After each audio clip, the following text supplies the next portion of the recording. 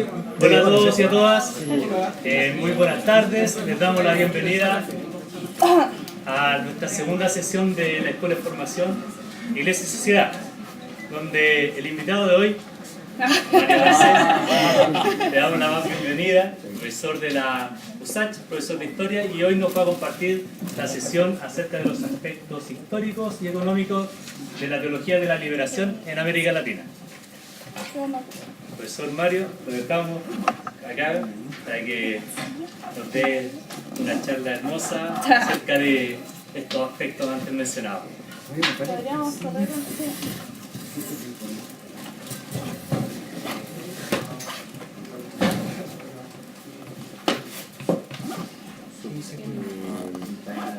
un plumón.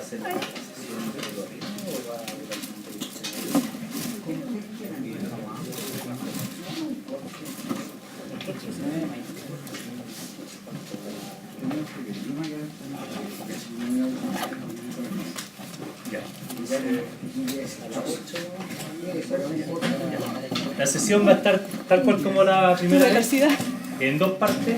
La primera hasta las 8, vamos a tener ahí un break breve para compartir, conocernos. Y la última parte de la sesión van a ser las conclusiones y va a quedar abierto el espacio para las preguntas, consultas, inquietudes, etcétera, etcétera, etcétera. Le damos la bienvenida al profesor Garcés. Por favor, un aplauso.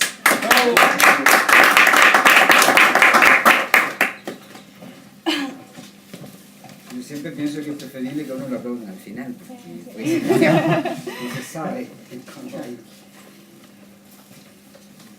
A ver, yo quisiera precisar que soy historiador, no teólogo, y en la conversación con Bárbara vimos de poder trabajar un poco los elementos de contexto de los años 60 que estimulan, favorecen el desarrollo de la teología de la liberación.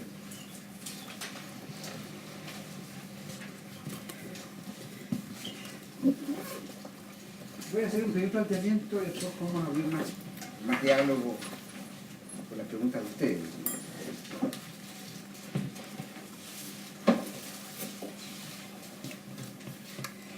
Claro, uno podría decir que en cierto modo la teología de la liberación es un producto sesentista de la década del 60.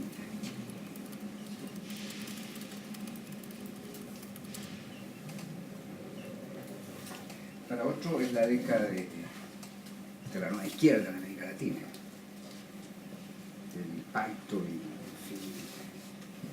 y el flujo de la Revolución Cubana.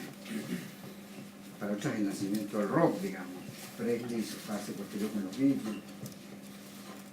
Para otros el boom latinoamericano de la literatura, García Márquez, Llosa, todos son sesenteros.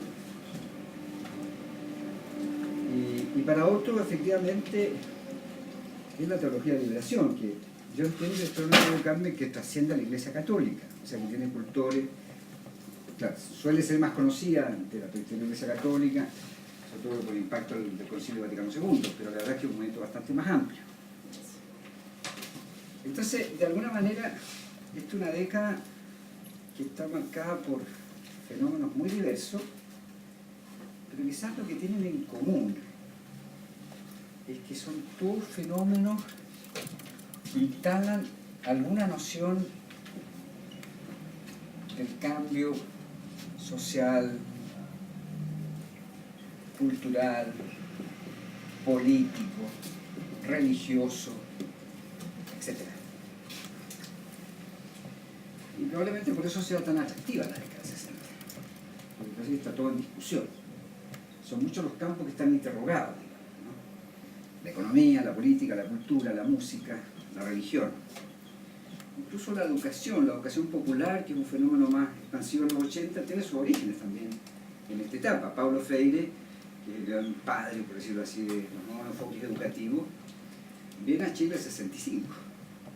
O sea, sale de Brasil después del golpe contra Yugular en 64 y se instala en Chile del 65 al 70. Y sus primeros trabajos los escribe en Chile. Entonces, la pedagogía del oprimido, que se escribe acá, ingresa clandestinamente a Brasil en el 70, con madres religiosas que hacen este servicio de llevar el texto. Estaba prohibido en Brasil.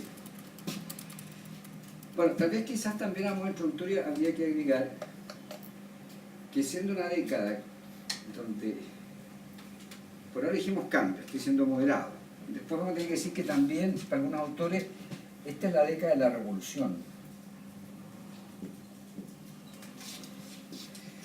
Y la idea de la revolución recorre a distintos grupos políticos. O sea, de tal manera que, por ejemplo, en el caso chileno, la revolución no es patrimonio de la izquierda.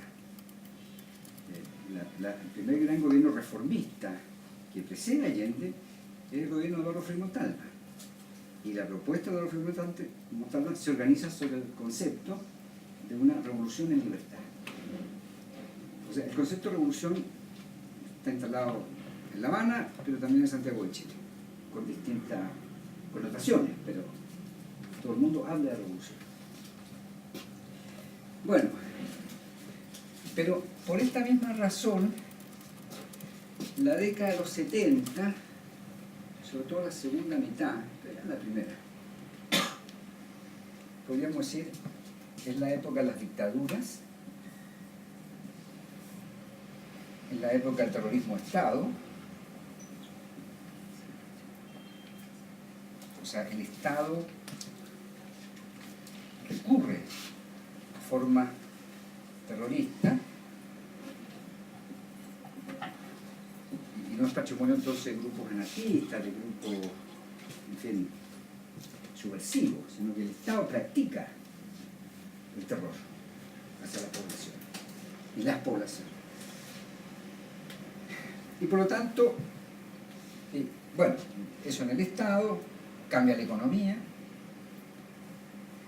viene en la etapa neoliberal, donde Chile es uno de los laboratorios principales, digamos, el más temprano probablemente. Y por lo tanto, en cierta manera, entonces, a la década del 60, marcada por el cambio y por la revolución, le sigue una etapa que podríamos llamar una etapa de la contrarrevolución. O sea, si los años 60 son revolucionarios, en la segunda mitad de los 70 tenemos un periodo contrarrevolucionario. Podríamos decir, ese es nuestro problema.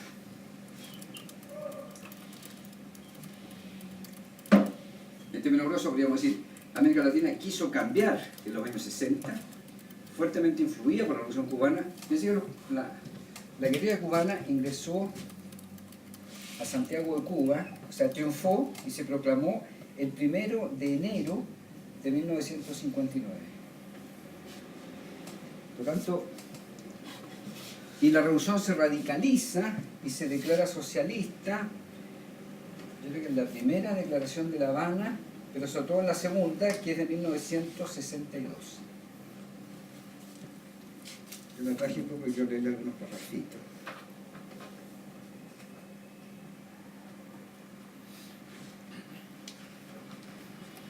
Vamos a verificar, los historiadores tenemos siempre fijación con la fecha. Claro, la primera declaración de La Habana es de septiembre del 60, 2 de septiembre del 60, y la segunda, que es la más radical, es de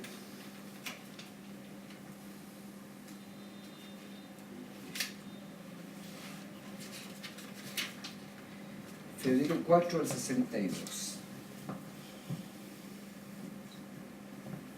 Segunda declaración de La Habana, donde ya Cuba se define claramente por lo social. Por lo cual quiero decir además que la revolución no fue socialista en la sierra y en la etapa previa. Ni siquiera el Partido Comunista Cubano apoyó a la sierra y a la guerrilla. Le parecía irresponsable. Iba contra su... El Partido Comunista se suma a la última fase. Absolutamente a la última fase. Bueno, pero... Entonces, diríamos que bajo el influjo, por decirlo así, de la Revolución Cubana, 59, esta es una década marcada por el cambio, por la idea de la revolución, y a esta década le sigue un periodo oscuro, crítico, marcado por los cambios en el Estado, sobre todo por el periodo del terrorismo en el Estado, los cambios económicos, y que precisamente podemos ver una etapa que se opone a la década anterior. yo hoy día yo creo que afanosamente estamos buscando síntesis, que en el caso chileno no terminamos de encontrar, digamos, de ver dónde están los equilibrios, dónde está... Porque también de alguna manera podríamos decir que son épocas extremas, sobre todo esta. Esa etapa más extremista es la etapa de dictadura. Bueno. Dicho esto, yo pensé contarles un poco, así a grandes rasgos, por qué esta década, por qué llegamos a este punto en la historia de América Latina.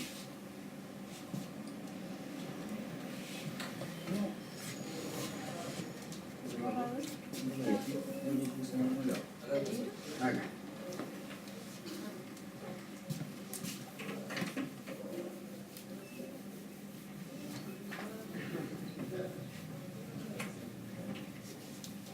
Si uno hiciera una línea del tiempo de la historia de América Latina entre 1900 y el 2000, descubriría que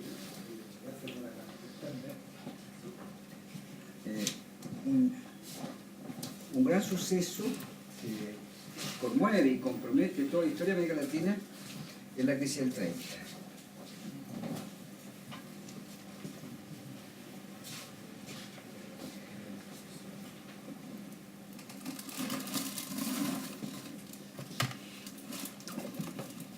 Probablemente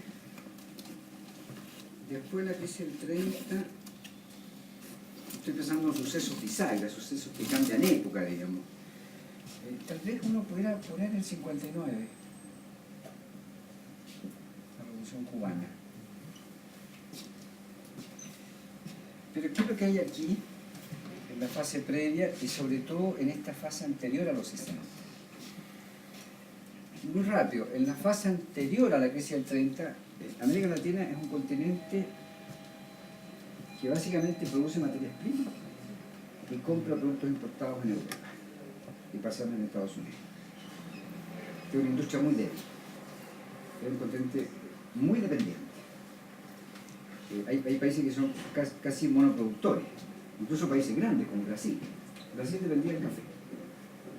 Argentina era el país más desarrollado del sur, porque venía exportaciones de lanas, cuero, carne, leche, cereales, productos agrícolas, la mayoría. Chile exportaba petróleo, digo, salitre, no tenía más. Venezuela exportaba petróleo, siempre. Venezuela es el que mejor soporta la crisis del 30. Los países centroamericanos, muchos producían café, banano. Por lo tanto, cuando se produce una crisis, la crisis del 30, ustedes saben, es una crisis en el capitalismo mundial, una crisis que se produce en la bolsa de Nueva York, en una etapa muy crítica. Después si quieren entrar, pero voy a saltarme ese capítulo. Pero en definitiva es una crisis que desarticula el mercado mundial y que está entre las dos guerras, la primera en el 14, la segunda en el 45. En la etapa del fascismo en Alemania. O sea, el mundo está conmovido, digamos. Bueno, pero esa desarticulación significa que la mayor parte de las economías latinoamericanas entran en una crisis profunda y algunas sencillamente colapsan. El caso chileno. Hay estudios que el poder de compra en las exportaciones, o sea, cuánto recibíamos y cuánto podíamos comprar con eso, en el caso chileno cayó en 87 puntos, de 1 a 7. Esto fue el descalabro. Si Chile exportaba salitre y dejando de comprar, el Estado no tiene cómo financiarse. Se desarticula la salitrera, la gente de Santiago, hay que organizar los comunes, se le baja el sueldo a los empleados públicos, a las Fuerzas Armadas, se revela la Armada, el 31, y finalmente cae el gobierno de Mañez porque este es insostenible. Se suspende el pago de la deuda externa, la crisis completa. Otros países como Argentina, que es el país más desarrollado de América Latina, vive efectos menores que los de Chile, pero tiene que firmar un nuevo tratado con los ingleses a efectos de darle garantía a los ingleses, proteger, en fin, y que los ingleses acepten que le van a seguir comprando carne y lana, pues si no la economía se desarticula. Y los brasileños, ¿para qué decir? Brasil es un país pobre en esa época. El Producto Interno, el ingreso per cápita argentino era 4 veces el brasileño. Y en general doblaba toda América Latina. y aún así vio los efectos de la crisis. Brasil no sabía qué hacer con el café, porque los precios cayeron, y por lo tanto el gobierno tuvo que controlar el café, y son las famosas imágenes de que se empezó a usar como combustible en las locomotoras no iban a usarlo en alguna parte, tirarlo al mar, o deshacerse, y poner cotas de producción, que no se podía vender. Bueno, esta crisis es tremenda, ¿no?, que recorre toda América Latina, implicó grandes cambios económicos, políticos y sociales. Cambio económico. Ya la economía no podía ser una economía simplemente agroexportadora, o primario exportadora, o sea, economías que exportaban minerales o productos agrícolas. Y por lo tanto, hubo que pasar de economía primario exportadora a un modelo que se conoce generalmente como modelo de industria de sustitución de importación. O sea, América Latina tuvo que tomar en serio el desafío de industrializarse y generar sus propias industrias. En Chile es la Corfo, el 39, la Corfo. Desde el punto de vista político, en esta etapa estábamos en presencia de gobiernos oligárquicos, o sea, gobiernos de minoría, de las élites. O sea, el pueblo no formaba parte de las coaliciones, del poder, etc. De gobiernos oligárquicos pasamos, o estados o gobiernos oligárquicos, a gobiernos, podríamos decir, o estados, más bien porque es un tema más de estado, que ha recibido distintos nombres. Estados desarrollistas, estados populistas, etc. Quizás este concepto es más neutro, nos puede servir más. ¿Qué significa estado desarrollista? Significa que mientras en la etapa anterior, primario exportador, primaba el liberalismo, el Estado no interviene en la economía, la economía se regula sola, como Chile de hoy más o menos. En la etapa posterior, para la sustitución de importaciones, se requiere un Estado que intervenga en la economía. Y por tanto, un Estado que controla, por ejemplo, las divisas, que protege la industria nacional con aranceles, que regula las relaciones entre capital y trabajo y por lo tanto dicta códigos del trabajo, en fin. Entonces estamos en presencia de un Estado que comienza a cumplir funciones de desarrollo económico y desarrollo social. La forma política de estos estados desarrollistas fue distinta. Y uno puede distinguir algunas dictaduras, que fueron un poco desarrollistas, en general las dictaduras no son desarrollistas, estrategias populistas, o también los llamados estados de compromiso. Y aquí viene un problema. En general para los chilenos, populismo es sinónimo de demagogia. Pero esta es una construcción cultural chilena. No es lo que domina en América Latina. O sea, en Argentina, lo que se impone en esta etapa, después de los 30, en la tradición argentina se conoce como la década infame, la década compleja de la crisis, y es cuando el Discépolo escribe Cambalache. Si ustedes escuchan Cambalache, es la descripción de la crisis. El mundo fue y será una porquería. Vale lo mismo, un burro, un gran profesor. La descripción de Cambalache, Discépolo escribió Cambalache el 36, o sea, en medio de la crisis, de los efectos de la crisis en Argentina. Y después de la crisis hay golpes. Bueno, muchos de estos cambios se produjeron como golpes de Estado. En Chile cayó Ibáñez, en Cuba demoró pero cayó Machado, en Perú Leguía, en Argentina Irigoyen, y en Brasil subió Vargas, un nuevo presidente, después de que le intentaron negar la elección mediante un golpe de Estado con apoyo militar. Y no es tan bueno. Es decir, por lo tanto hay cambios políticos importantes en toda la región, en toda América Latina. Entonces, bueno, en ese contexto, la fórmula del populismo alcanzó desarrollo en los países más grandes de América Latina, con el peronismo en Argentina, el varguismo en Brasil y Cárdenas, el general Lázaro Cárdenas, en México.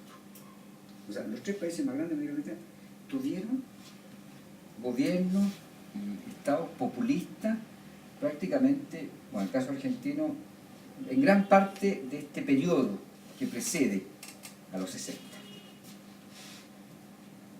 Quizás hay periodos cortos, pero por ejemplo Perón gobernó entre el 46 y el 55, 9 años. Pero los cambios que introdujo Perón fueron cambios constitucionales, y por lo tanto, por más que hubo dictadores, pues no se modificaron. Por ejemplo, los derechos laborales. Los derechos laborales por Perón en Argentina no fueron un tema de un código, fueron derechos asegurados por la Constitución. La Constitución aseguraba los contratos de trabajo. La Constitución aseguraba el derecho a vacaciones. La Constitución aseguraba los sistemas de organización de obra social y protección social de los trabajadores. Eso explica por qué la mayoría popular argentina es peronista.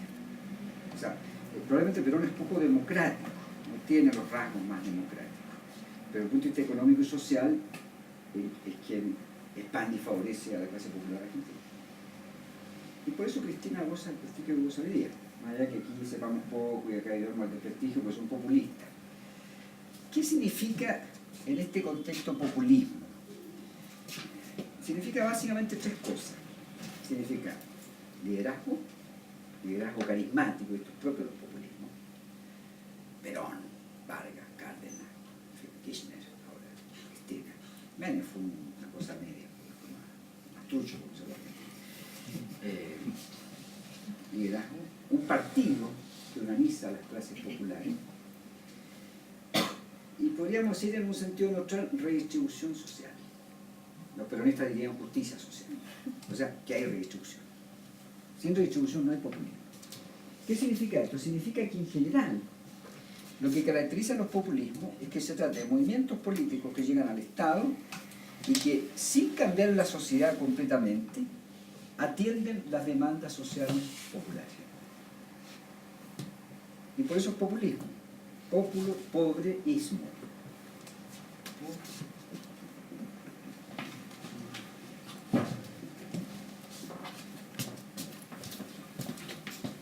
Cristianismo, cristoísmo.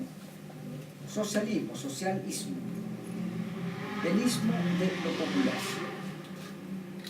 Es decir, cuando lo popular tiene presencia en el Estado. Es un poco. Pero no es un problema simplemente de demagogia, retórica, en fin, fascismo. O sea, en Chile tenemos una visión muy distorsionada, digamos. Entre otras cosas porque en Chile no hay voluntad de redistribución. En Chile predomina la desigualdad. Y entonces nos dicen, puede venir el populismo como una especie de amenaza. Es cierto que es una amenaza para los ricos. O sea, si en Chile eran fenómenos populistas en este sentido, no simplemente la caricatura, ¿no? Como era el Frafra, no sé, u otros personajes que pueden ser caricaturescos. Hay caricaturas de populismo, pero un populismo en serio, o forma algunos componentes populistas, podrían ser importantes.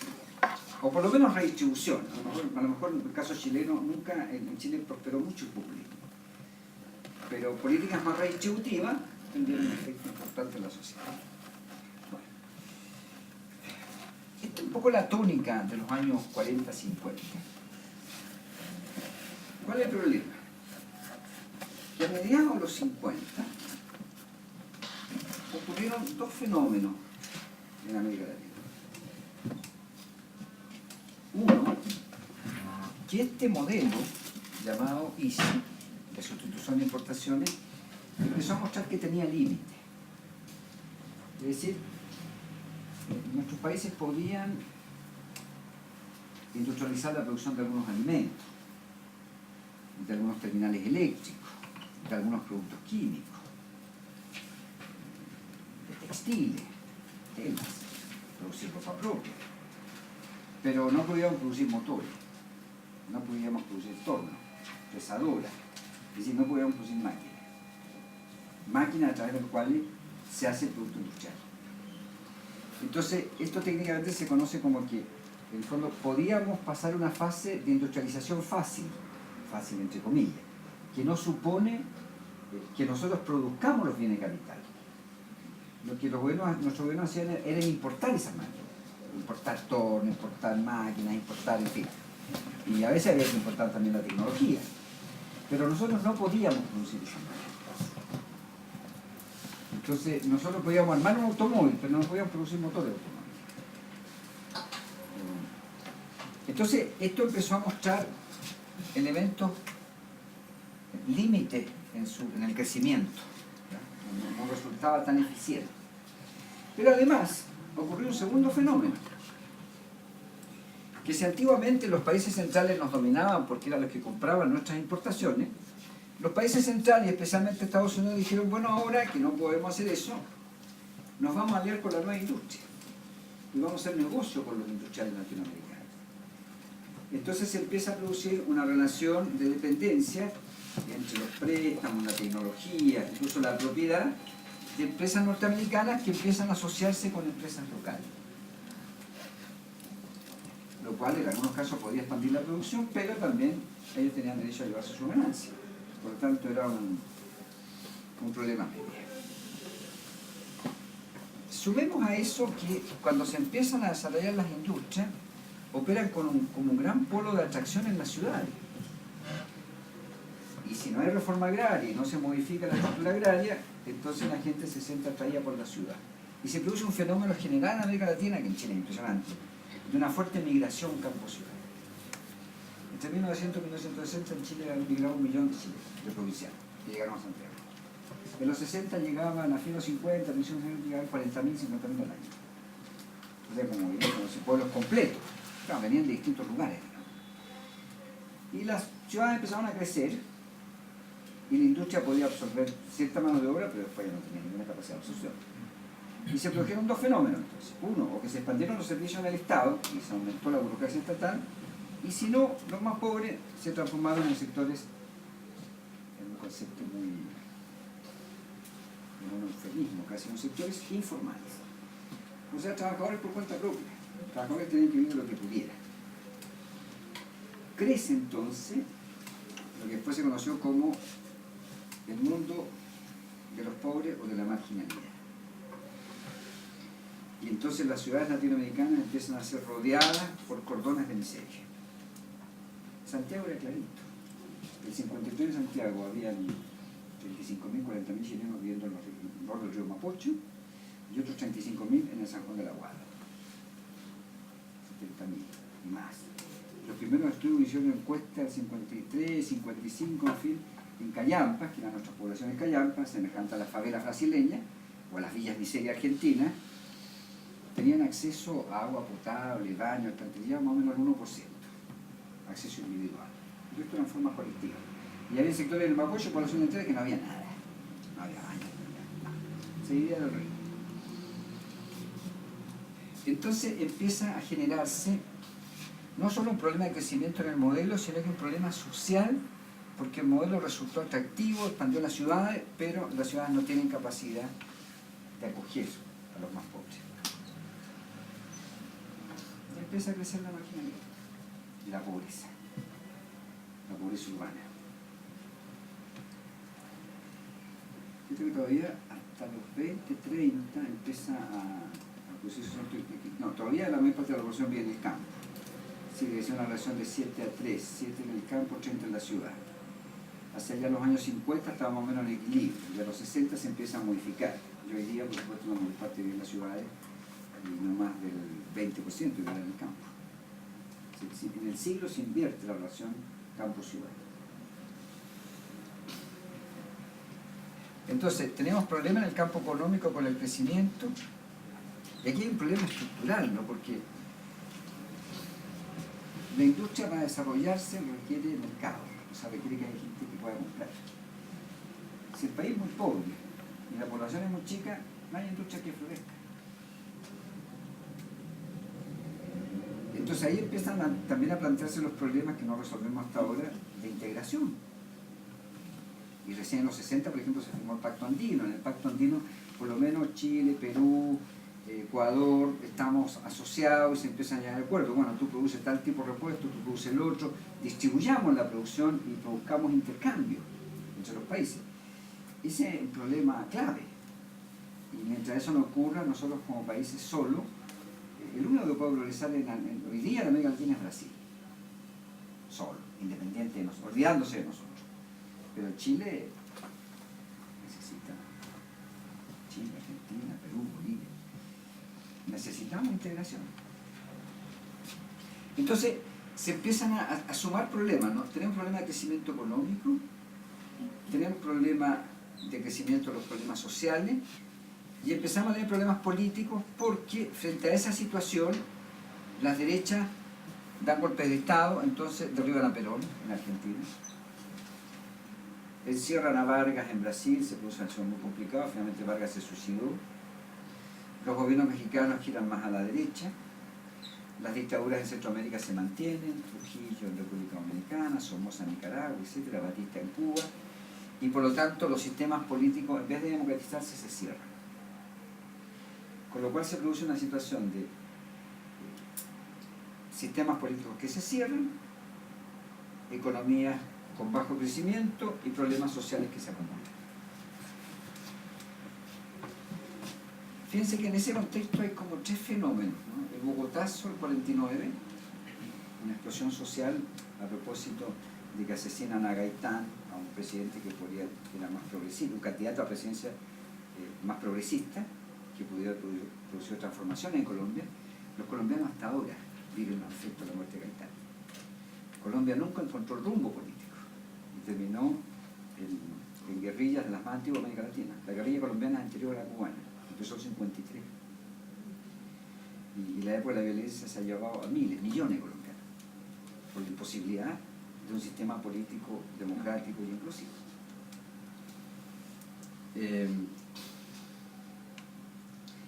Pero fíjese que en el 58 Allende pudo ser presidente. Y no fue presidente por una estratagema a la derecha, digamos. Inventaron un candidato de última hora, a un cura, el cura de Catatilco, acá en la zona, que le robó 40.000 votos a Allende y permitió que ganara de Sánchez. Si no, Allende era presidente en el 58. Y la Revolución Cubana triunfó en el 59. O sea que, producto de estos problemas económicos, sociales y políticos, ya a fines de los 50 se están produciendo alianzas, asociaciones y movimientos progresistas en América Latina. Bueno, el Bogotazo terminó en represión, Allende no fue presidente en 58, Perón fue derrocado en 55. En Brasil todavía hay movimientos, hasta el último movimiento de gobierno más populista, João Goulart, a fines de los 60, fines de los 50, principios de los 60. Pero en este contexto, el suceso de mayor impacto va a ser la Revolución Cubana.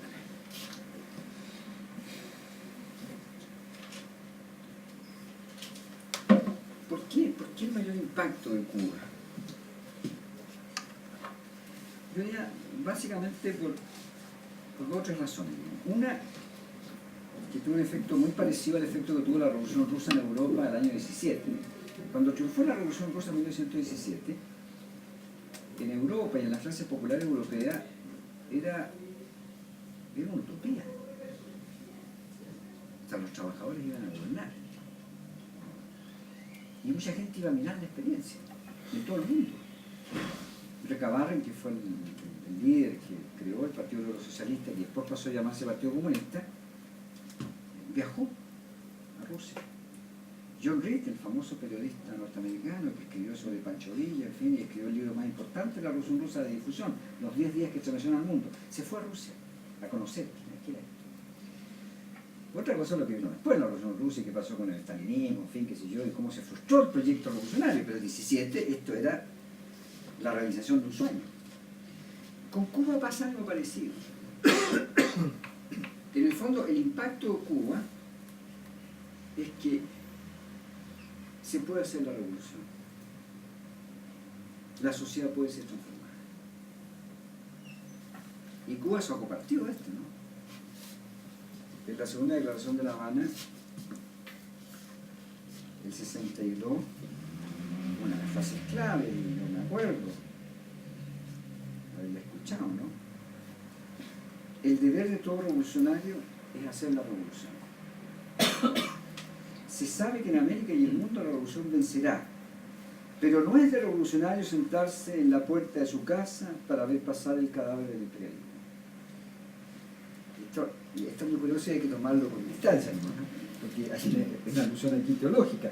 El papel de Job no cuadra con el de un revolucionario. ¿No? Ustedes conocen bien a Job. No cuadra bien.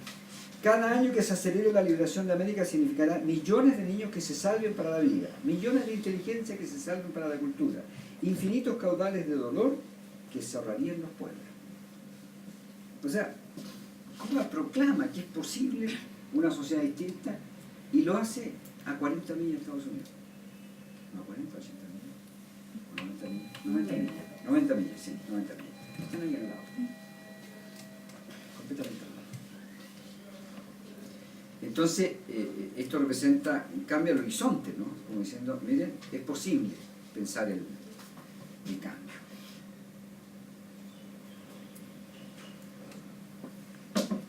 Como dije antes, en realidad la Revolución Cubana no fue socialista desde el origen, fue más bien una revolución democrática.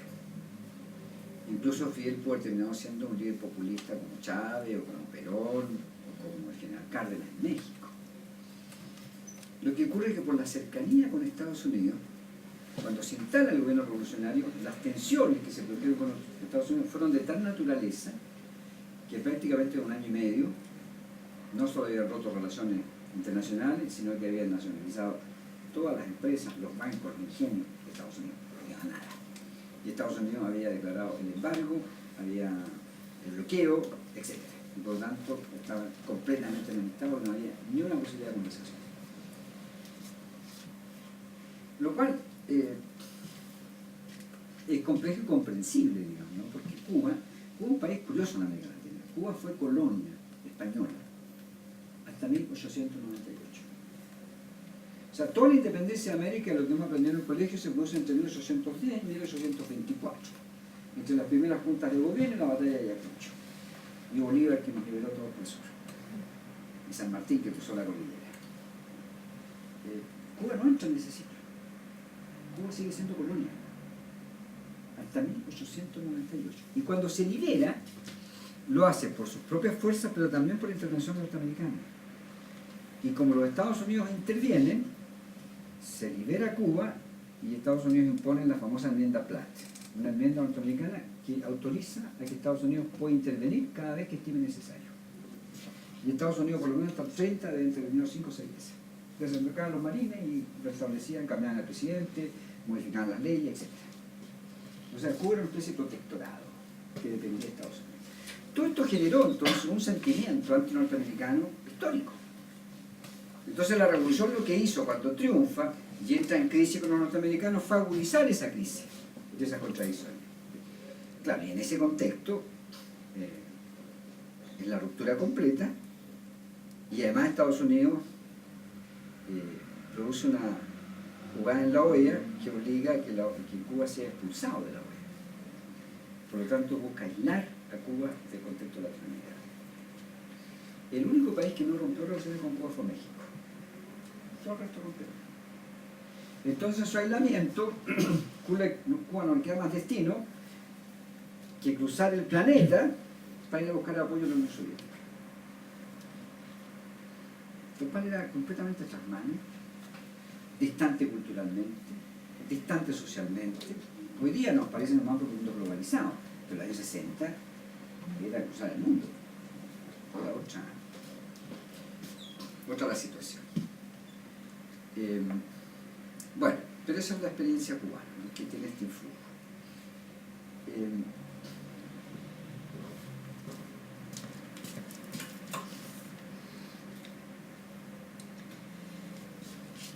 En este contexto, entonces, de los límites del desarrollismo, o sea, de estos proyectos económicos, sociales que se habían desarrollado entre los 30 y los 60, está el triunfo de la Revolución Cubana, pero se producen fenómenos adicionales, ¿no? Que los mencionaba al principio. Primero, el efecto sobre las izquierdas. O sea, las izquierdas latinoamericanas eran izquierdas que se habían adaptado al sistema. La chilena era clarísima. El Partido Comunista y el Partido Socialista eran parte del Estado, participaban. Los socialistas en el gobierno como el Frente Popular, excepto que los comunistas después fueron puestos fuera de la ley por González Videla, pero retornaron en el 57. Y en general la izquierda chilena siempre se sentía cómoda en el Estado. Le gusta el Estado. En otros casos En el peronismo era buscaba la justicia social, en fin, pero siempre convivía con el capitalismo. O sea, Perón decía, ni capitalista ni socialista, argentino. Vale una tontera, pero reforzaba el nacionalismo, que también es propio de los populismos. Una especie de tercera vía. Por lo tanto, frente a estos fenómenos que funcionaban a media, Cuba favorece que emerja una nueva izquierda más crítica, que retorna a las fuentes del marxismo, que deje de adaptarse a los sistemas existentes. Y al mismo tiempo también proclama que esta revolución va a tener un componente armado. Y ahí las cosas se empiezan a complicar. Y probablemente la figura que simboliza, por un lado, esta idea de un compromiso con el cambio, y al mismo tiempo el componente inevitablemente militar del cambio, es el Che Guevara, que se transforma en la gran figura. Y que muere tempranamente, digamos, pero que simboliza de alguna manera esta idea de que la revolución es inevitable, debe realizarse, el deber de todos los revolucionarios es hacer la revolución, etcétera, etcétera. Fíjense que hay casos emblemáticos en esa línea, por ejemplo, el padre Camilo Torres en Colombia. Camilo Torres Restrepo es un sacerdote que proviene de la élite colombiana, igual que Bolívar, es de la vieja oligarquía. Camilo Torres va a estudiar en Europa, fue a hacer su licenciatura y su posgrado de sociología en Lovaina. Vuelve a Colombia, intenta convencer a la élite de un cambio. De su primera etapa como sacerdote diríamos, de invitación, de buscar acuerdos, dialogar, de conciliar. Es completamente eso con la sociedad. Y en ese contexto, erradamente, yo creo, porque, bueno, las circunstancias de la vida decide integrarse a la guerrilla y a los pocos meses muere en el monte. Pero también hay otro símbolo, ¿no? de un sacerdote que se suma a la guerrilla, pero que se suma no porque previamente piense que la única manera de producir cambio sea por la lucha armada, no, se integra por la resistencia que vive en la sociedad colombiana. El Che es un poco distinto probablemente. Entonces, esto instala, diríamos, un giro en las izquierdas latinoamericanas en el sentido que las izquierdas, de alguna manera, se ven compelidas a trabajar la idea de la revolución. O sea que en el fondo, este proceso que hemos vivido por los 30 produjo ciertos beneficios, en fin, pero no alcanzó para todo. Y por tanto el cambio debe ser más profundo. En esto influye el ejemplo cubano, pero también influye la teoría social de la época. La teoría social, los estudios, las teorías sociales, filosóficas, sociológicas, de principios de los 60 están dominadas por el estructuralismo, como corriente teórica. Y el estructuralismo, que es lo que es una teoría social que tiene un fuerte desarrollo en Francia, en los países europeos, los países centrales, que en el fondo postula que la conducta humana no tiene que ver solo con las situaciones individuales, los valores presentes en la sociedad. No, hay estructuras que determinan un poco el orden de la sociedad. Estructuras económicas, estructuras políticas, estructuras sociales. Y por lo tanto, si se busca un cambio en la sociedad, no es un cambio profundo en la sociedad, no es un cambio menor, parcial, sino que es un cambio que comprometa las estructuras de base de esa sociedad. Entonces, también influye en la nueva izquierda esta noción de que el cambio debe ser estructural. Fíjense, esto va a ser incorporado al lenguaje de la Iglesia Católica completamente. La Iglesia Católica del 68 en Medellín denuncia la desigualdad y la injusticia estructural. Y por lo tanto, sin cambio estructural no va a haber una sociedad nueva. Entonces, esto está influyendo. En esta misma etapa, ya antes que la teología de la liberación, también se elabora una de las primeras teorías que es propiamente latinoamericana, que se conoce como la teoría de la dependencia. Este es un componente teórico que influye, sobre todo entre los intelectuales y los grupos de la nueva izquierda. El texto clásico de la teoría de la dependencia se llama así, teoría de la dependencia, y su autor fue un sociólogo chileno, Enzo Faleto, junto con el que fuera después presidente de Brasil, Fernando Henrique Cardoso, que vivía en Chile en los 60 exiliado porque había después de que fue derrocado el Popular. Chile fue un país, fue asilo contra la opresión en los 60. O sea, todos los de las dictaduras latinoamericanas que tenían que arrancar, venían a Chile. Quedaron peruanos, bolivianos, brasileños, algunos centroamericanos, en fin. Cardoso entonces, que era más revolucionario en esa época, después se hizo más socialdemócrata cuando fue presidente de Brasil y compitió contra Lula, pero en los 60 era revolucionario y trabajaba aquí en el INPE, en la CEPAL, y vivía acá, escribía acá, y escribió con Faleto este libro. ¿Qué postulaba esta teoría?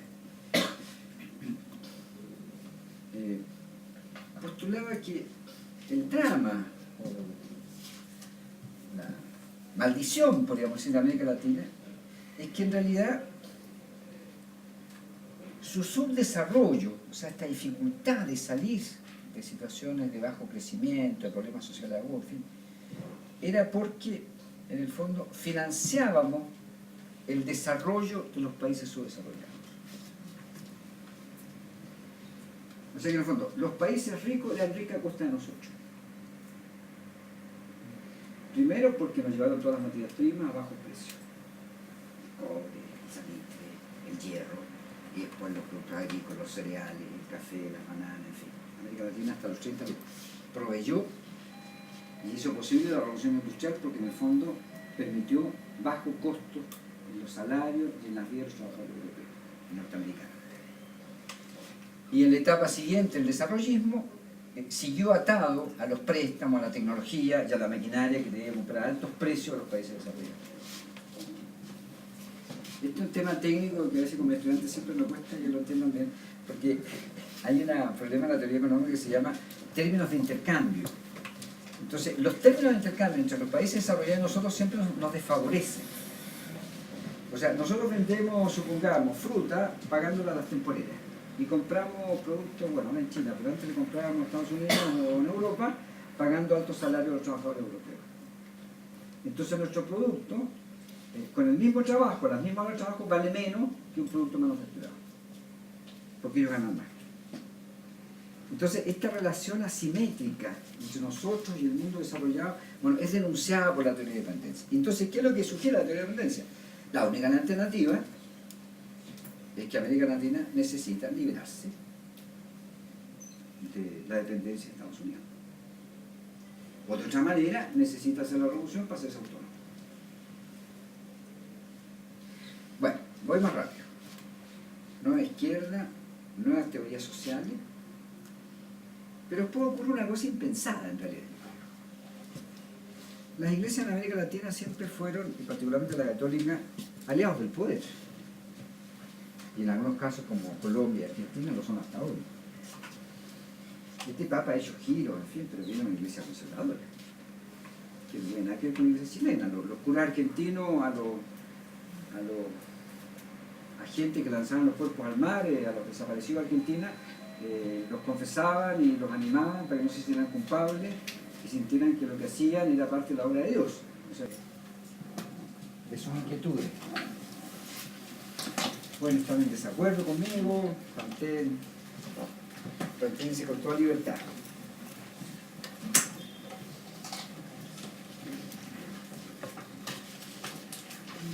Ya, ¿quién se atreve a romper el hielo?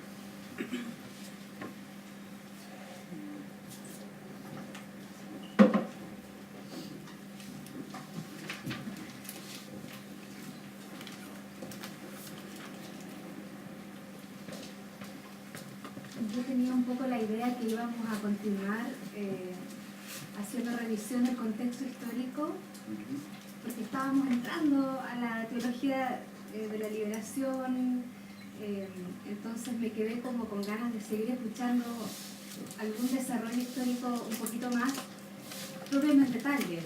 No sé si se pasó a mí nomás o... Sí, lo que pasa es que yo expliqué al principio, quizá aquí hubo una... Yo no soy teólogo, mi propuesta no era hacer clases sobre la teología de la liberación, sino que más bien, lo que comenzamos con Bárbara, era conversar de los 60 como el contexto en el cual se va a desarrollar esta teología. Pero mi propósito nunca fue... Entonces quizá hay una confusión. ¿Qué es Claro. No, que al principio también yo creo que más bien pensaba que iba a ser el contexto para hablar de la teología de la liberación. En realidad entiendo que eso lo tienen la próxima semana, ¿no? Sí, sí. En la siguiente. Entonces, lo mío es simplemente comentar sobre, bueno, cuál es el contexto que van a hacer estos movimientos. Ahora, si me hacen preguntas específicas, les puedo contar lo que conozco, por lo menos la Iglesia Católica. Sí, a mí me inquieta algo que, o sea, no me inquieta, me gustaría saber algo, ¿qué pasa en este momento con la teología de liberación? Tanto para los católicos especialmente, que se ha recreado más allí, como si hay también esa misma inquietud dentro de las iglesias evangélicas protestantes, En nuestras vidas. ¿Mm? ¿Hoy? hoy día en la actualidad. Porque no se habla, digamos, no es una preocupación, no hay como antes que nos juntamos 500 personas a hablar del tema, años atrás. No, yo creo que en el caso de la Iglesia Católica claramente hubo una regresión, porque el papado Juan Pablo II es un papado de orientación anticomunista, antiprogresista, muy conservadora, y por lo tanto Juan Pablo, va siendo rápido, inhibe, controla y reprime a los teólogos de la Iglesia. Y de hecho los teólogos son víctimas de juicios internos en la Iglesia que dirigía Benedicto, Ratzinger, que fue el papa que sigue Juan Pablo II, que era el jefe de la Congregación de la Santa Fe, que es la Inquisición. O sea, la Inquisición existe en la Iglesia Católica como instancia, como oficina. Y por lo tanto los teólogos fueron sometidos a juicio y en algunos casos castigados. Por ejemplo, Leonardo Boff, que junto con Gutiérrez como la segunda gran figura de la teología de la liberación, se le impone silencio. No puede al principio hablar en público, después se le puede hacer clase, hasta que finalmente Boff se va de la iglesia. Y hoy día sigue siendo un gran teólogo que trabaja temas ambientales. Entonces hay una etapa que es muy represiva. Juan Pablo, cuando llega a Nicaragua, por ejemplo, en los principios de los 80, increpa públicamente a Fernando Cardenal, hermano Ernesto Cardenal, que era ministro de Educación. Llegando, lo va a saludar y lo increpa. Y prácticamente quería que renunciara al ministerio por ser sacerdote y estar comprometido con los sandinistas. Bueno, y después la Iglesia empieza a producir cambios por la vía de los nombramientos de obispos, porque la Iglesia Católica tiene una estructura jerárquica de origen monárquico medieval, digamos. O sea, los obispos no son elegidos, los nombra directamente el Papa. A veces en consulta, otras veces ni siquiera. Pero toda la tradición anterior de los primeros siglos de la cristiandad, donde hay una mayor participación de las comunidades en la elección de sus autoridades, eso en la Iglesia Católica desaparece. Y por lo tanto lo que hace Juan Pablo es que empieza a nombrar nuevos obispos de las congregaciones más conservadoras, Legionarios de Cristo y Opus Dei, hasta que modifica las mayorías de los episcopados nacionales. El caso chileno es clásico. El caso chileno era un episcopado donde el liderazgo de Silva Enrique, en fin, era muy importante porque no era un liderazgo de izquierda, ¿no? Silva Enrique está más vinculado a la Revolución Cristiana como orientación política, más expresión del social cristianismo, pero después de pronto tuvo un papel muy importante en el campo de derechos humanos. Pero hay una mayoría que está cerca de esa postura, Campo, Contreras, Gustavo, Aristía, en fin, hay 8 o 10 obispos que son figuras que tienen peso, sus opiniones importan, y que forman el problema. Esa mayoría se modifica y surgen una cantidad de obispos que no conoce nadie y que son, la mayor parte de ellos son ultraconservadores.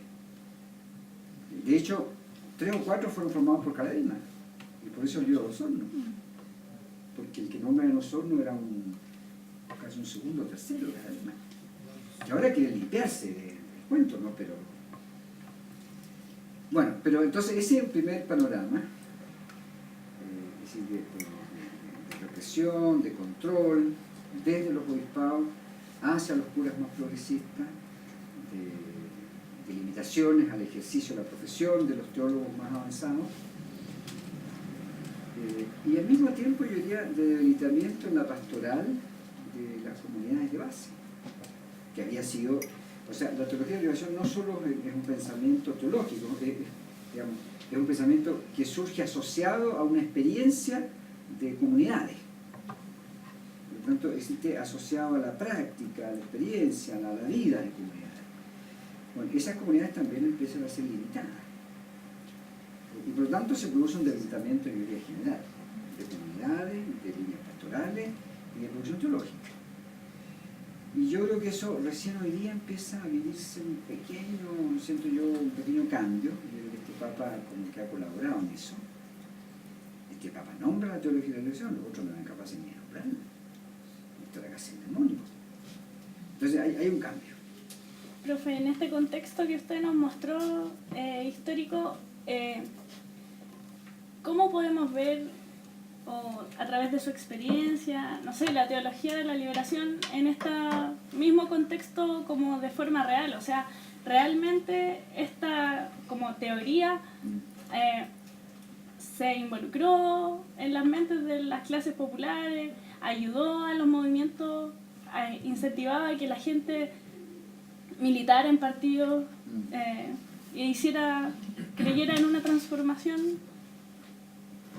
No sé, en Chile tal vez, sí, como usted conoce más sobre las poblaciones, y en América Latina, bueno, en algunos lugares fue más importante. Sí, no, yo creo que los lugares más importantes, bueno, probablemente el lugar más importante es Brasil, pero también Lima, o sea, y Perú es muy importante. Bolivia quizás un poco menos, Chile es también relevante, Argentina en alguna zona. Ahora, yo creo que los lugares y los actores donde empieza a tener desarrollo esta nueva teología son bien distintos y quizás obedecen a coyunturas, momentos distintos. Por ejemplo, en el caso chileno, como producto del Concilio Vaticano II y esta apertura de la Iglesia y esta búsqueda de la Iglesia Católica de reconciliarse con la experiencia de la gente, llevó a que el año 64 se promoviera lo que se llamó la Gran Misión de Santiago. Esto las personas mayores se pueden acordar. Y la Gran Misión de Santiago, ¿qué lo quiera? Digamos? Era un movimiento que hacía que los curas salieran de las iglesias, invitaran a la gente y comenzaran a discutir qué tipo de iglesia querían, cómo una especie de constituyente, a eso que se le tiene tanto en Chile. Digamos, empieza a haber un proceso de consulta, de interacción, en fin. Y a esto se suma pronto que la misa deja de ser en latín, que empieza a ser español. Si antes la misa católica era una cosa rara. Yo me formé en la iglesia, yo fui acólito, yo respondía en latín, ¿ya? Pero sabíamos nosotros nomás 3 o 4 cosas y un par de oraciones en latín. El resto no tenía idea, no se enteraba de nada. Entonces, no solo cambia el lenguaje, sino que además el cura empieza a mirar a los fieles. O sea, hasta el año 64, yo calculo, el cura hace la misa de espalda a los fieles. En todos esos altares de la Iglesia Católica enorme, el cura lo hace mirando al altar. Y los acólitos que lo acompañan, que son niños, jóvenes, en fin, estaban con unas campanitas marcando los cambios que se producían en las etapas de la misa, digamos, ¿no? Entonces, la Gran Misión de Santiago implica primero este cambio, el cura empieza a mirar, habla en español, los fieles son invitados a participar de ciertas oraciones, pero además empieza este contacto y se empieza a modificar la pastoral. Entonces, por ejemplo, ¿no? Los sacramentos ya no se van a dar simplemente por petición y pagando. En la iglesia se pagaba siempre, ¿no? Por el matrimonio, por el chanzo, por la misa de muertos, incluso había tabla.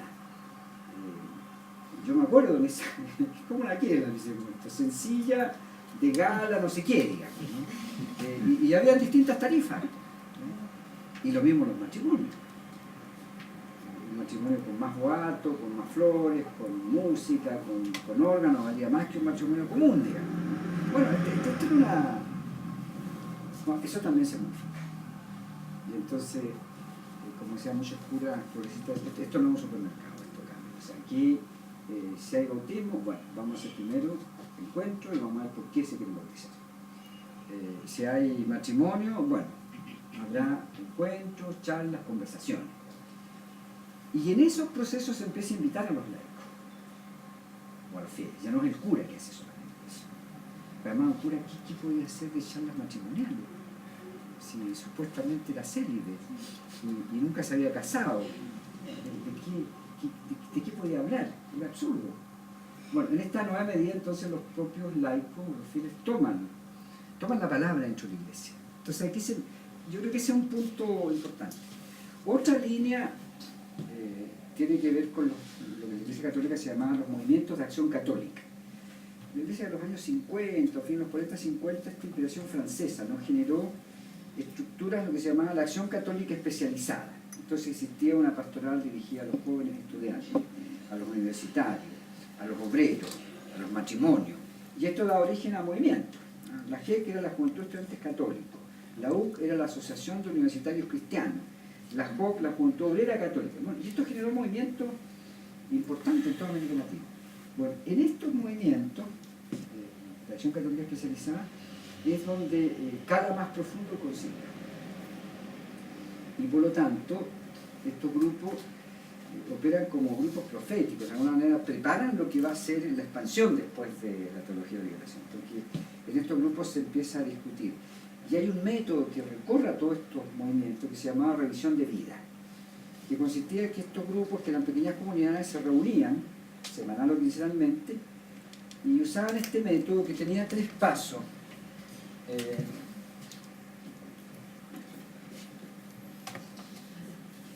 Ver, juzgar, actuar.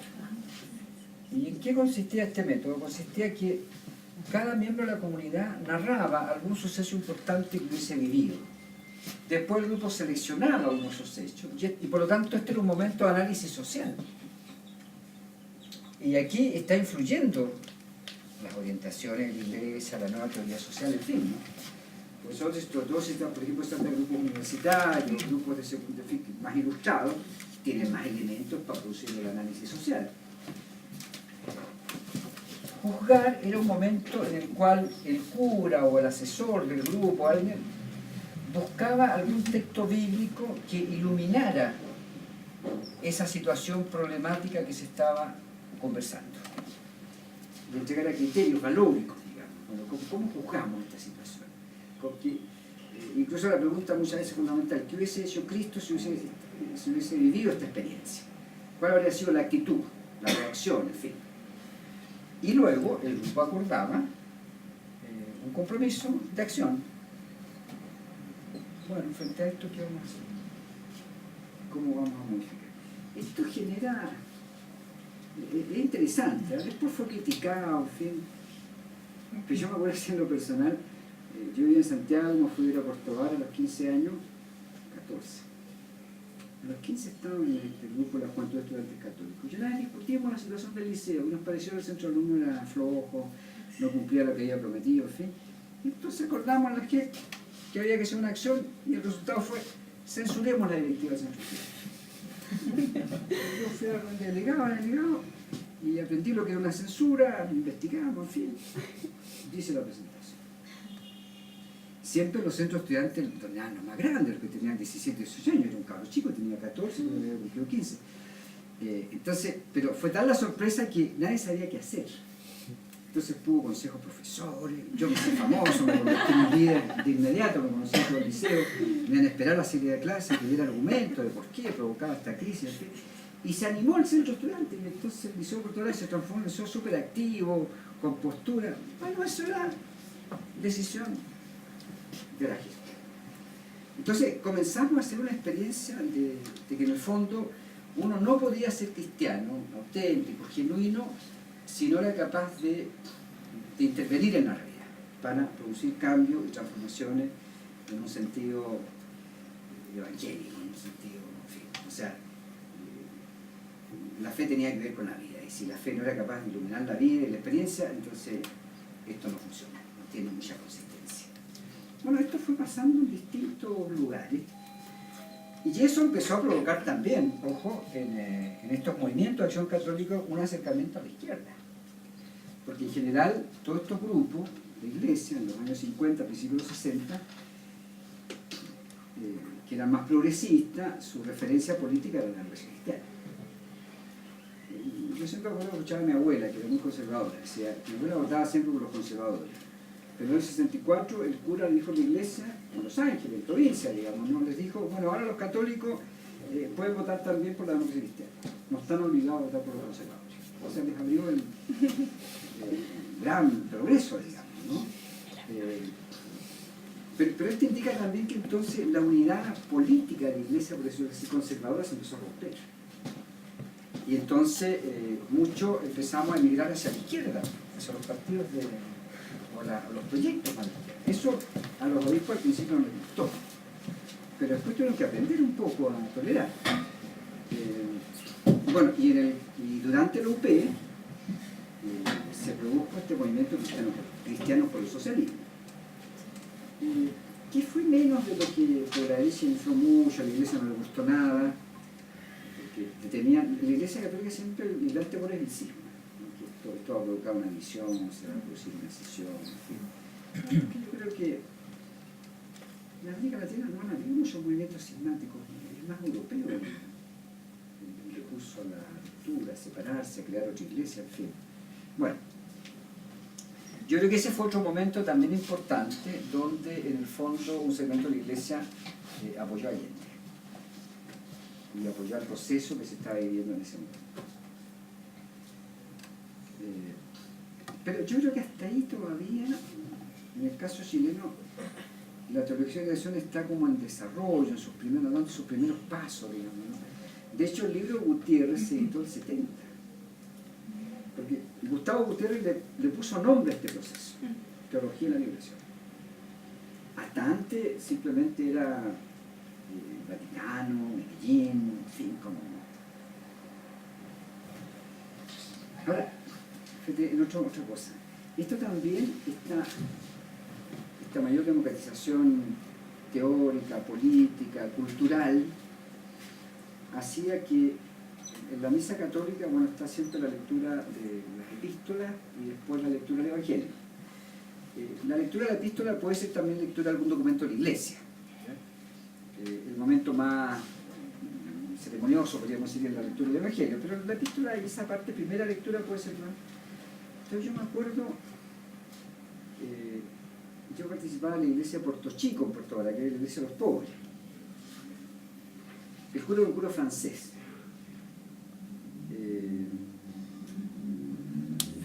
Marzo del 69, la masacre que pan Perigón. Mueren 10 poblados, producto de una toma de sitio. Un día después, la semana después, la revista Punto Final, que es una revista de izquierda, feminista, en fin, hizo un gran reportaje. Y yo ahora el cura me dijo, Mario, vamos a cambiar de epístola este fin de semana y quiero que lea esta parte del reportaje de Punto Final. Después vamos a leer el Evangelio. Y yo leí la revista Punto Final, en la misa. Yo creo que esa era otra época impensada completamente. Pero, ¿cuál era el principio, digamos? Bueno, este es el acontecimiento, esta es la vida de nuestro pueblo que está ocurriendo, y por lo tanto esto debe ser objeto de reflexión, de oración, de iluminación, etc.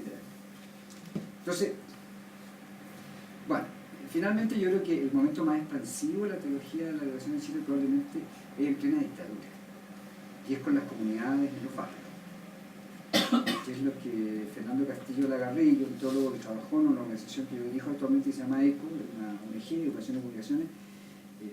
Fernando llamó esto, Fernando fue asesor de muchas de estas comunidades, y él llamó a esto la irrupción de los pobres en la iglesia. Y efectivamente por el golpe, en la medida que la iglesia se acerca más y defiende los derechos humanos, en fin, facilita que las organizaciones de la población ingresen a la iglesia. Y la iglesia se transforma en el gran espacio. Se decía el alero. Yo a veces pensé, la iglesia católica era casi como un Estado dentro del Estado. Pero un Estado en el cual se podía conversar, discutir, En fin, bueno, yo ahí participé en la comunidad cristiana de la Villa Francia, que era una comunidad muy particular, donde se hacía misa una sola vez al mes, y el otro día se hacía culto, pero incluso sin saberlo, cierto comunismo nos parecíamos más a la iglesia evangélica, se cantaba más, se tocaba la guitarra, en fin, había otro espíritu, menos formalístico, digamos. Pero el culto dominical se organizaba sobre, parecido a este esquema, sobre el análisis del suceso de la semana, que nos parecía más importante. Y sobre eso se conversaba, se discutía, y después el cura elegía un evangelio, se leía el evangelio y se discutía cómo el evangelio nos inspiraba en una dirección o en otra. Y por lo tanto, en la comunidad discutimos sobre los detenidos desaparecidos, sobre el desempleo, sobre el sandinismo, sobre el fe. Y el que le tocaba el culto, normalmente hacer la presentación previa era los laicos. Eso no lo hacía el cura. El cura lo que se le pedía es que conociera la Biblia, que desde ahí aportara, digamos, ¿no? Pero el debate sobre la realidad lo hacíamos nosotros, con plena libertad. Y por lo tanto en el culto iban desde los comunistas hasta las viejas más beatas. O sea, era un grupo bastante diverso. Y en alguna etapa incluso mucha discusión dentro de la Iglesia Católica de, bueno, ¿qué hacemos con los creyentes y los no creyentes? Que en el fondo era una manera, el temor de la Iglesia de que la izquierda tuviera mucha presencia. Pero yo creo que, bueno, en algunos lugares eso terminó después también corriendo a la izquierda, por decirlo así. Pero en las comunidades más progresistas se convivía. Y sobre todo en esa etapa donde no había ninguna posibilidad de espacio, ¿no? De organización, de reflexión, de conversación. Y yo al final terminé conociendo hasta ahora muchos comunistas bien católicos, muy convertidos, sin abandonar su militancia comunista. De hecho, estuve esta Semana Santa en la Villa Francia y me encontré con algunos. Que uno se pensaba que a lo mejor venían por la coyuntura, por la situación. No, son católicos, son creyentes. No sé si serán tan practicantes, pero bueno, yo tampoco soy muy practicante, pero no puedo decir nada. Hacía tiempo que no iba a misa. Pero sabía que estaba Mariano Puga, que es un cura bien particular, y entonces una oportunidad de ir a participar de las actividades de Semana Santa. Entonces, yo creo que hay todo esto proceso, quizás lo más importante es que yo creo que al principio del concilio, que la Iglesia, dominada por sus estructuras jerárquicas, con el concilio hace posible que se expresen las bases.